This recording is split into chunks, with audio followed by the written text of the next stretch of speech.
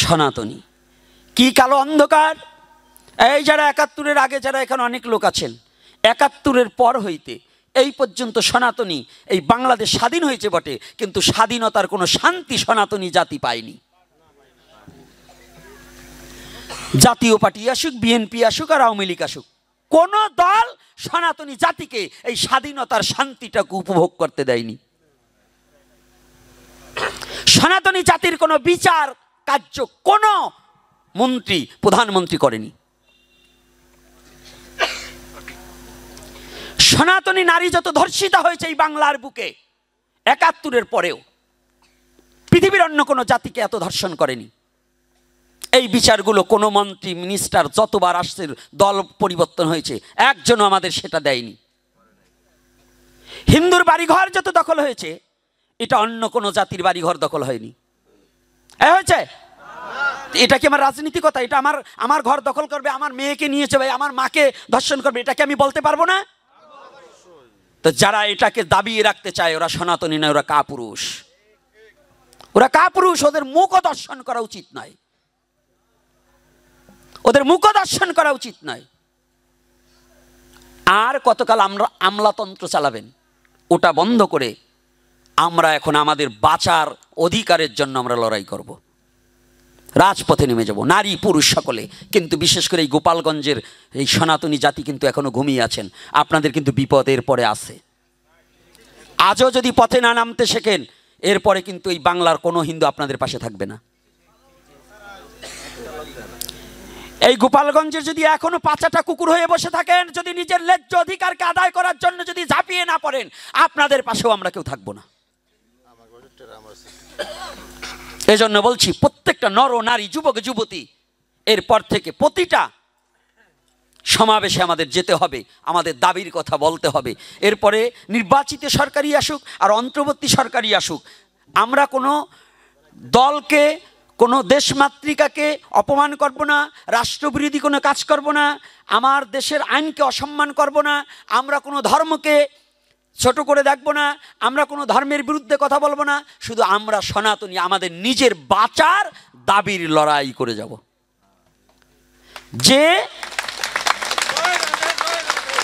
যে পার্টি আমার সনাতনী জাতির নিশ্চিন্তে বাঁচার অধিকার দেবে, বাড়িঘর দখল করবে না, নারী নেবে না, এই সে যে পার্টি হোক, যদি জামাতি ইসলাম, আমি বারংবার বলছি, যদি জামাতি ইসলাম বলে যে আপনাদের আমরা সুরক্ষা দিচ্ছি, যদি লিখিতভাবে সুরক্ষা দেয়, আমরা জামাতি ইসলামের দল করবো, আমাদের কোনো বাধা নেই।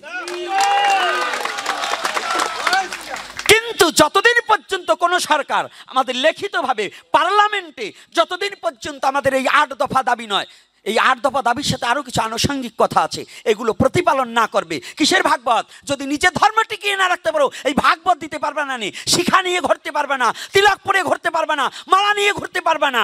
এই অধিকারের দাবিতে আমরা পথে নেমেছি। এটা কোনো রাজনীতি নয়, এটা আমার ঘরকে রক্ষা করার জন্য। আর এই জন্য যদি কোনো পাঠক, কোনো সাধু, কোনো গুরুদেব আপনাদের কাছ থেকে প্রতি বছর চান্দা খাবে, টাকা নেবে, কানে ফিস ফিস দেবে, ধান নেবে, টাকা নেবে, কালেকশন করবে, আর আজকে সমাজের উপকারে আসবে না, ওই ভণ্ডগুলোর কাছ থেকে দীক্ষা পর্যন্ত নেওয়া উচিত নয়।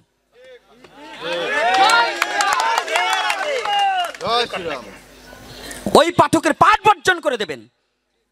যারা জাতির স্বার্থে আজকে নিঃস্বার্থ হয়ে যদি জাতির স্বার্থে কোনো কর্ম না করতে পারে, এগিয়ে আসবে না, এদেরকে বর্জন করুন, দেখবেন ওরা এমনি সোজা হয়ে যাবে।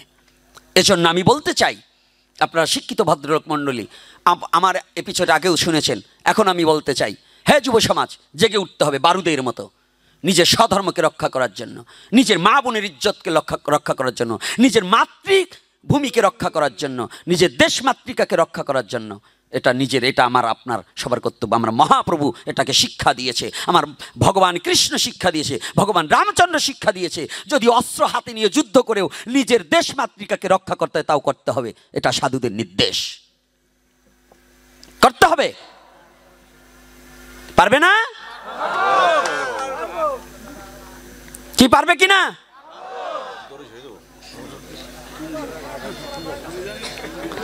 কি কষ্ট হচ্ছে নাকি আমার কথায়? যুদ্ধ ধর্মে নেই, অন্যায় যুদ্ধ নয়, ধর্মযুদ্ধ। তাহলে ভগবান কৃষ্ণ কেন অর্জুনকে যুদ্ধ করার নির্দেশ দিলেন? আপনারা পুতু পুতু করছেন, তিলক কপাল লইয়েই একেবারে বৈষ্ণব সেজে বসেছেন, পরে চাল জম্বের খাওয়া খাচ্ছেন, হিসাব নেই যে চাল খাবেন কবে, যদি ওগুলো না বাঁচে তো চাল আপনাকে দেবে কে? আগে নিজের জাতিকে রক্ষা করুন। এই ভাগবতীয় কথা, হরিনাম সংকীর্তন দিতে হলে এই যতগুলো মন্দির, যতগুলো মূর্তি ভাঙা হয়েছে, এবারও আমরা বিচার পেয়েছি। প্রধানমন্ত্রী শেখ হাসিনা থাকাকালীনও, সরকার পতন হওয়ার আগেও 2021 সালে 2021-এ যে নির্যাতন হলো তার বিচার কি পেয়েছেন?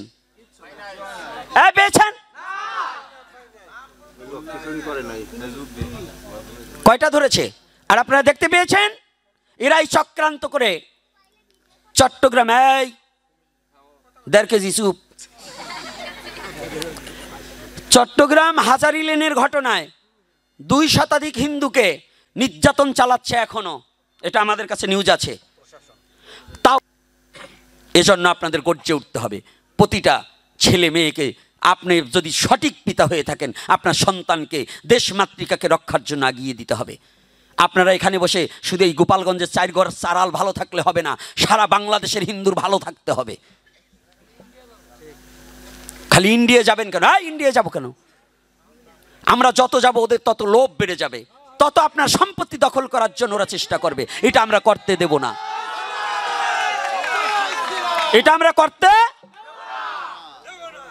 খালি ঘরে বসে দেবো না করলে কাজ হবে না, নেমে আসতে হবে। সারা বিশ্ব জেনে যাক আমাদের কত নির্যাতন হচ্ছে। 2 শতাধিকের উপরে হিন্দু ফ্যামিলিকে ওখানে অ্যাসিড ছোড়ার অপরাধ দিয়েছে, ঝগড়ার। উন্ডা নিজেরা বাদিয়েও তো আমাদের ফাঁসিয়ে দিচ্ছে, কারণ যখন দেখছে বিশ্বের বুকে সনাতনীরা জেগে উঠছে, তখন এই জাতিকে কিভাবে নীচ করা যায়, কিভাবে হেয়পূর্ণ করা যায়। এই বাংলার বুকে এমন কোনো ইতিহাস কেউ দেখাতে পারবে না সনাতনীরা কোনো জাতির প্রতি ঝাঁপিয়ে পড়ে তাদেরকে হত্যা করার বিধান এটা সনাতনীরা করেনি। হ্যাঁ, আর যে সাধুরা খালি পরের বাড়ি খিচুড়ি আর ডাল ভাত খাওয়ার জন্য ঘুরে বেড়ান, এগুলোকে বন্ধ করুন।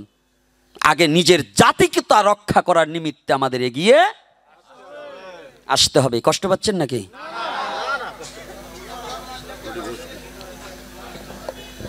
কি 20 লাখ টাকা খরচ করে কীর্তন দেন, যদি এইভাবে চলে আর কীর্তনও দিবার পারবেন না।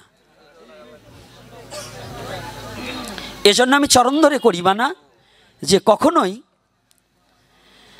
কখনোই নিজের সন্তান যদি যেতে চায় কাউ বাধা দেবেন না। আর একটা কথা, আশীর্বাদ করে দেবেন যে যেন ভগবান গৌরহরি কৃপা ওর প্রতি বর্ষিত হোক, আন্দোলন করে যেন আমার সনাতনী জাতির শান্তি ফিরিয়ে আনতে পারে। কি এটা আমরা চাওয়া? কি এটা কি রাজনীতি? এটা কি রাজনীতি? আমার দুঃখের কথা আমি বলতে পারবো না তো, এটা আমাদের দুঃখের কথা। আমি এই বাংলাদেশের মধ্যে, আমি গোপীনাথ কোনো রাজনীতিতে নাম লেখাইনি, আমি আজও না, আমি এখনও কোনো রাজনীতিতে কোনো দলের 5-8 পার যাব না। কিন্তু একটা কারণেই মুখ খুলেছি, যার কত সহ্য করব। সেই জন্ম অবধি এই পর্যন্ত যন্ত্রণা ছাড়া আর ভালো কিছু পেলাম না। এই যন্ত্রণার কারণে আজকে আমাদের বলতে বাধ্য, আজকে বলতে বাধ্য। কয়েকদিন আগে যে ঘটনাটা দেখেছেন, প্রকাশ্যে দিবালোকে একটা করে ইস্কন ধরে ধরে জবাই করো, এর কয়টা ধরেছে প্রশাসন? এই সাম্প্রদায়িক দ্বন্দ্ব বাঁধাবার জন্য, হিন্দু মুসলমান একটা মারামারি করার জন্য, হিন্দুরা যাতে না থাকতে পারে এই ব্যবস্থা এরা করছে। ইসকন কোনো বাইরের সংগঠন না, ইসকন বাংলার সংগঠন। কারা বলছে বৈদেশিক সংগঠন? ইসকন কার আদর্শ মানে? মহাপ্রভুর আদর্শ মানে। কার আদর্শ? আর মহাপ্রভু কোন দেশের সন্তান? এই বাংলার মাটির সন্তান। ওই রাক্ষসেরা জানে না যে মহাপ্রভু সাক্ষাৎ ভগবান ব্রজেন্দ্র নন্দন, ভগবান শ্রীকৃষ্ণ চৈতন্য মহাপ্রভু। আর তিনি এই বাংলার সন্তান, এই বাংলার মাটি, এই উর্বরা মাটিতে তিনি আবির্ভাব হয়েছেন। এজন্য ইসকনকে ধরে ধরে জবাই দেওয়া না, এটা স্লোগান ইসকনের উপর দিয়ে চালিয়ে দিয়ে প্রত্যেকটা হিন্দুকে হত্যা করার হুমকি দিয়েছে। এই প্রতিটা হিন্দুকে হত্যার হাত থেকে রক্ষা করতে হলে আপনাদেরও প্রতিবাদ জানাতে হবে। পারবেন না? কেন শাঁখা চুরি পরে ঘরে বউর কাছে বসে থাকবেন? বউরে প্যান্ট শার্ট পরাবেন আর নিজে শাঁখা সিঁদুর পরবেন, তাহলে কাজ হবে। কি রাগ করছেন নাকি? রাধে রাধে। কথা সত্য না মিথ্যা?